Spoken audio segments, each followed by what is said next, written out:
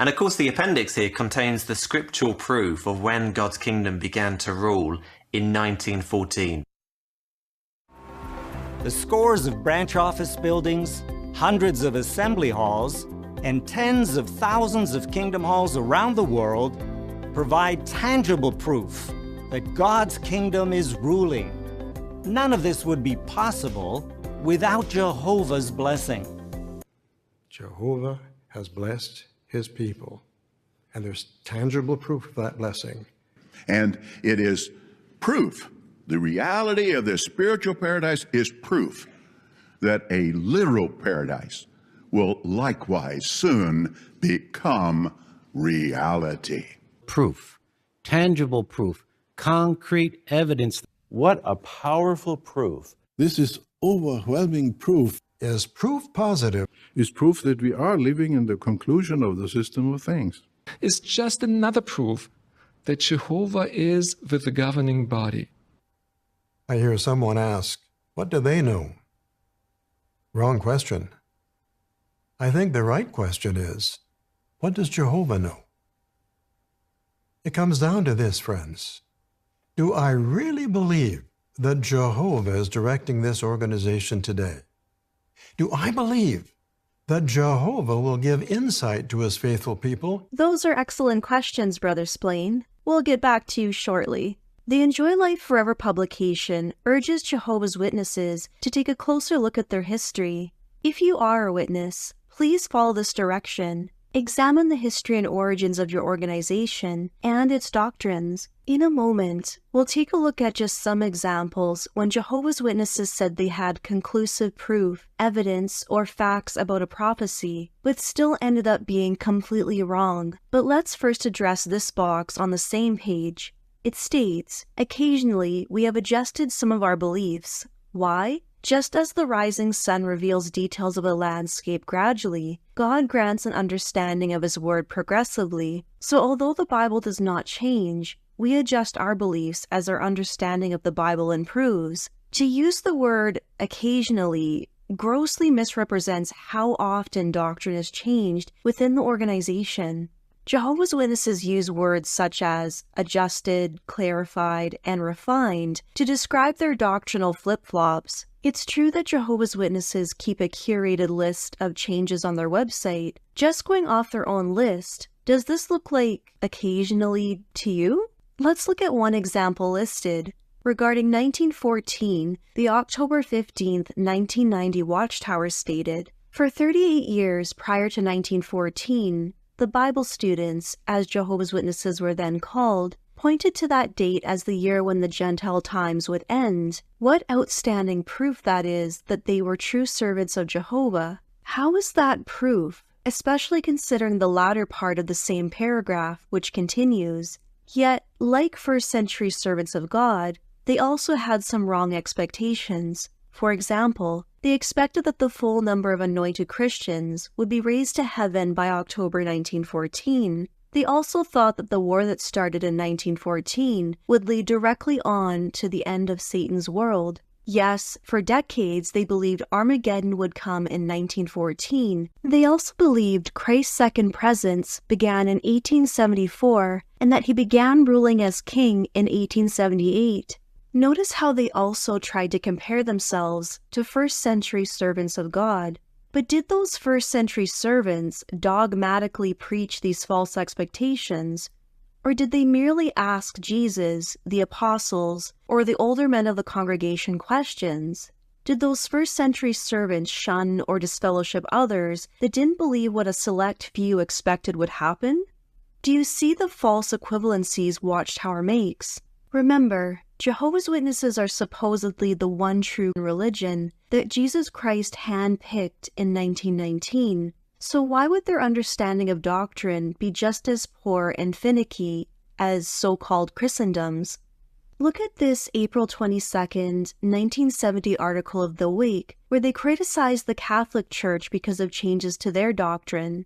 In the article, Changes That Disturb People, it stated, "One of the reasons is that people are disturbed by what is happening in their churches. Yes, millions of persons have been shocked to learn that things they were taught as being vital for salvation are now considered by their church to be wrong. Have you, too, felt discouragement or even despair because of what is happening in your church? A businessman in Medellin, Colombia, expressed the effect the changes have had on many. "Tell me," he asked, "how can I have confidence in anything? How can I believe in the Bible, in God, or have faith? Just 10 years ago, we Catholics had the absolute truth. We put all our faith in this. Now the Pope and our priests are telling us this is not the way to believe anymore, but we are to believe new things. How do I know the new things will be the truth in 5 years?" If you are a Catholic, can you understand how a practice that was considered by the Church a mortal sin can suddenly be approved? If it was a sin 5 years ago, why is it not today? Many Catholics cannot understand.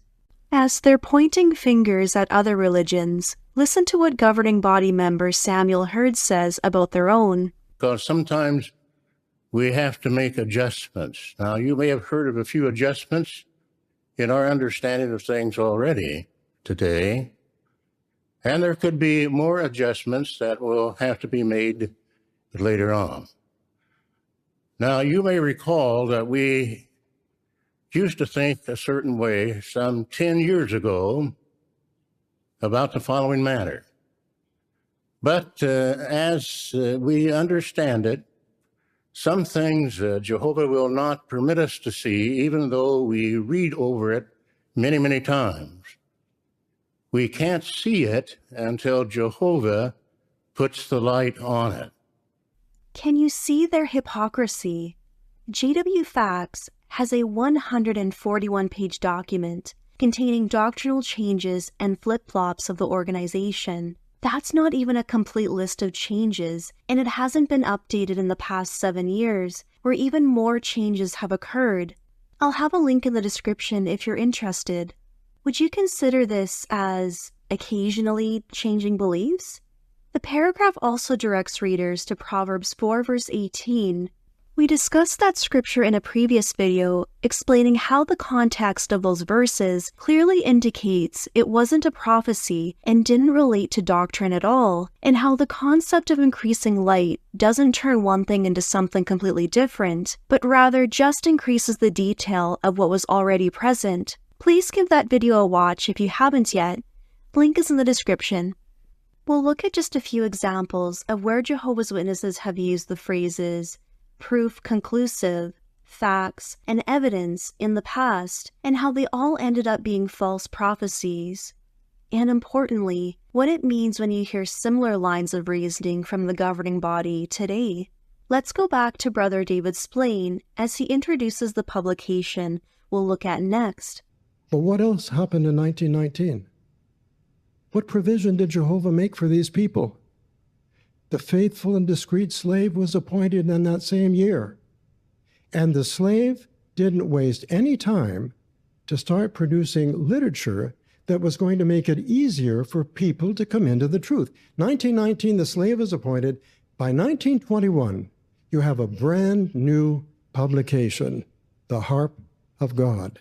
Since the governing body urged us in the Enjoy Life Forever book to look at its history, let's look at the Harp of God that Splain so proudly mentioned brought people into the so-called truth. The Harp of God was first printed way back in 1921, over 100 years ago, yet Jehovah's Witnesses today still proudly bring up that publication as part of their theocratic history. Notice in this picture, they purposefully use an edition where the front cover doesn't include proof conclusive that millions now living will never die. Please note that the Harp of God was revised again in 1928. You can tell which version it is by the front cover, but we'll look at the 1921 version since that's what Splain referenced. Right on the inside cover, before we even get into the book, there's already a statement that turned out to be 100% wrong. And they're proud of this book, as though its age proves the legitimacy of the organization. This won't be a deep dive, but here are just some examples of the so-called spiritual truths this book taught. Napoleon began this Egyptian campaign in 1798, and being completed in 1799 marks, according to the prophet's own words, the beginning of the time of the end. 1260 years from AD 539 brings us to 1799, another proof that 1799 definitely marks the beginning of the time of the end. The railway train has been in use less than 100 years, and yet the prophet of God many centuries ago gave a clear and particular description of the railway train and the manner of its operation, and prophesied that the same would be in vogue at the time of the end, at the time the Lord is making preparation for the establishment of his kingdom. And he also foretold that at that time there would be a great running to and fro by other means of transportation, such as automobiles, electric cars, etc. The understanding of the prophecies with reference to the time of the end and the Lord's presence was purposely concealed by Jehovah until the due time. Daniel desired to know what would be the end of these things, but God said to him, "But thou, O Daniel, shut up the words and seal the book, even to the time of the end." They still use the same excuse today. But why would God reveal something to them when it was his due time, but then change what was revealed to them later on? Does that make sense to you? They also believed the locomotive and telegraph were considered fulfillments of the day of God's preparation. They claimed it was evidence and fact. In Nahum 2 verse 1-6, the prophet records his vision of a railway train traveling at a high rate of speed as another evidence of the day of preparation for the establishment of Christ's kingdom. In 1844, the telegraph was invented, and later the telephone. These instruments were first used with wires, and by electricity, messages were conveyed throughout the earth. But now by later invention, wires are dispensed with, and messages are flashed through the air by the use of instruments all over the earth. This great increase of knowledge and the tremendous running to and fro of the people in various parts of the earth, without question is a fulfillment of the prophecy testifying as to the time of the end. These physical facts cannot be disputed, and are sufficient to convince any reasonable mind that we have been in the time of the end since 1799. Look at what else they claimed was evidence that the Lord's presence commenced in 1874. Adding machines, aeroplanes, aluminum, antiseptic surgery, artificial dyes, automatic couplers, automobiles, barbed wire, bicycles, carborundum, cash registers, celluloid, correspondence schools, cream separators, darkest Africa, fireless cookers, shoe sewing machines, the telegraph, the telephone, Panama Canal, pasteurization, and vacuum cleaners. I bet you won't look at a vacuum cleaner the same way again, right? After all, it's evidence of Christ's presence. And here's an ad for the book, Daily Heavenly Manna and Birthday Record, scriptural commentary with a birthday calendar, so you'll never forget your loved one's birthday. Here's a nice picture of Jesus on the cross. Yes, they still believe Jesus died on a cross in this book. Remember, they claim Jesus selected the organization in 1919, and this book came out in 1921. If you want to read the publication, you can sign out a free digital copy at archive.org. I'll have links in the description. The Harp of God wasn't the only publication that made the Millions Now Living statement. Rutherford gave that talk alongside the release of the booklet, Millions Now Living Will Never Die. What's surprising, though, is that as recently as 1997, they doubled down on that teaching. The January 1st, 1997 Watchtower wrote, "In the early 1920s, a featured public talk presented by Jehovah's Witnesses was entitled, 'Millions Now Living Will Never Die.' This may have reflected over-optimism at that time, but today that statement can be made with full confidence. Both the increasing light on Bible prophecy and the anarchy of this dying world cry out that the end of Satan's system is very, very near." That didn't age well at all. Since their interpretation of the generation prophecy failed spectacularly, the governing body concocted the overlapping generation teaching. This pushed out the deadline for Armageddon by decades and left the mess and responsibility of creating new light again in the hands of whoever happens to be on the governing body at that time.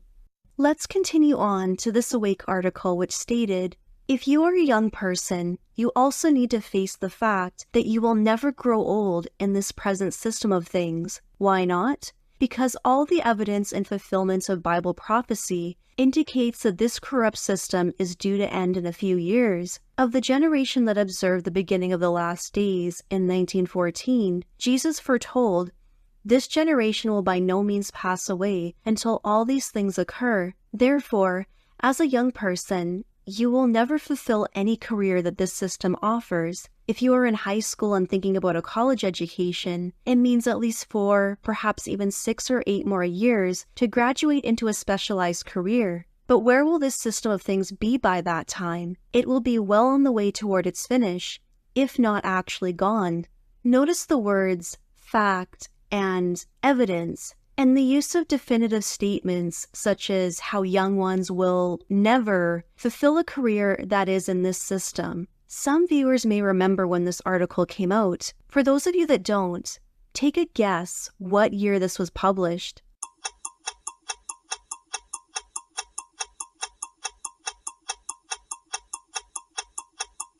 This article was written in 1969, over 54 years ago. If you were 10 years old when that article came out, you're close to retiring, if not retired already. I have a deep dive into this generation doctrine. The video link is in the description. In the coming months and years, you'll hear more about judgment messages, the Great Tribulation, and persecution from the witnesses. These are designed to inspire fear and keep you on the treadmill. People who are afraid are easier to control and manipulate.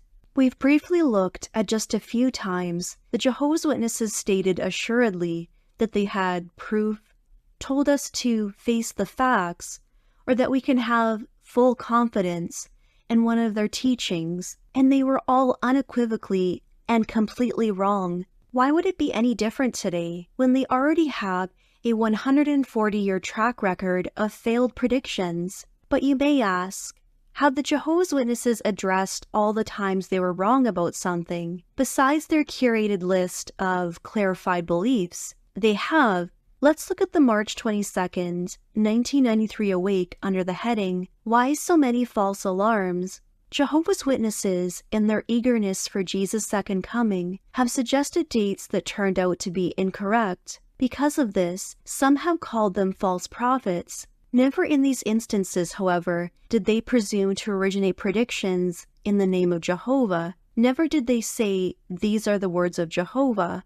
Wow, can you believe that? So, if any of their statements aren't prefaced by, "These are the words of Jehovah," they want to be completely absolved of any responsibility for getting it wrong. But let's see what Jehovah's Witnesses have written from the 1900s to present day.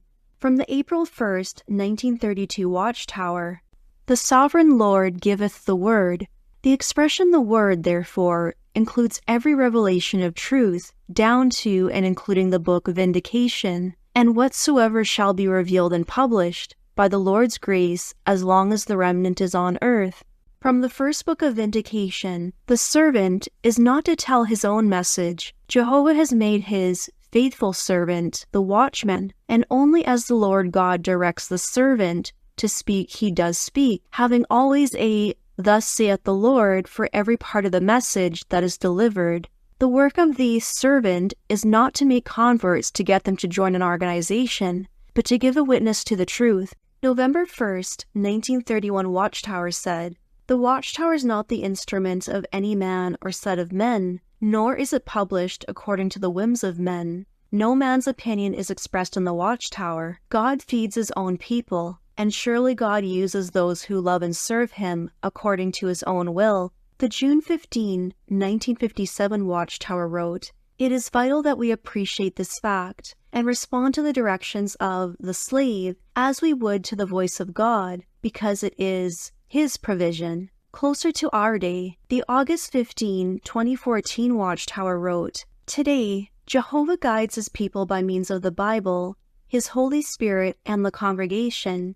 The guidance that we receive from him is so clear that it is as if our own ears hear a word behind us saying, 'This is the way, walk in it.' In effect, Jesus also conveys Jehovah's voice to us as he directs the congregation through the faithful and discreet slave. We need to take this guidance and direction seriously, for our everlasting life depends on our obedience. The February 2022 Watchtower stated, "Today Jehovah leads the earthly part of his organization by means of the faithful and discreet slave. We show that we trust in Jehovah's way of doing things by heeding the direction we receive from the organization and the elders." The governing body could be likened to the voice of Jesus, the head of the congregation. So when we willingly submit to the faithful slave, we're ultimately submitting to Jesus' authority and direction. And what I'm about to reveal to you today, Jehovah is behind it. Not the governing body, not any human here on the earth, but Jehovah God. He helps us to see things. So despite claiming they never prefaced any prophecies or predictions by saying, "These are the words of Jehovah," they fully expect everything that comes from the organization to be obeyed as though it were. Do you see how they want it both ways? The governing body wants to be obeyed as though it's God's mouthpiece, and at the same time not be responsible for all the false predictions and doctrine flip-flops. Does that sound honest to you? We are not embarrassed about adjustments that are made, nor is an apology needed for not getting it exactly right previously. We understand this is how Jehovah operates. He reveals matters gradually when it is needed. And also, the governing body is neither inspired nor infallible, and so it can err in doctrinal matters or in organizational direction. The brothers do the best they can with what they have and what they understand at the time, but are happy if Jehovah sees fit to clarify matters, and then that can be shared with the brotherhood. And when that happens, we understand it's because it's Jehovah's time for that to happen, and we eagerly accept that. Do all the failed doctrines they once claimed was fact or had conclusive proof point to the governing body being directed by God? Why would they change time-sensitive doctrines only after the date passed? Why wouldn't they have this adjustment, clarification, or refinement beforehand? Does that sound like God is leading the governing body of Jehovah's Witnesses? So please, give yourself permission to look at the history of Jehovah's Witnesses, read the actual publications they reference, and don't be content with cover shots that hide the ugly truth within. And honestly ask yourself the questions that governing body member Splain asked. Do I really believe that Jehovah is directing this organization today? Do I believe that Jehovah will give insight to his faithful people so they can remain in the land of the living, as the psalmist said? Please like, share, subscribe, and comment. I wanted to give a shout out to the Piper, OddBirdie99, and JWFacts.com. Special thanks to Dave Sturgeon, an anonymous supporter, for buying me coffee. Also to Eli Tyler, Evan Wyndham, Mousegeek, and Eric Hensley67 for the YouTube super thanks. Thank you for watching, and see you in the next video.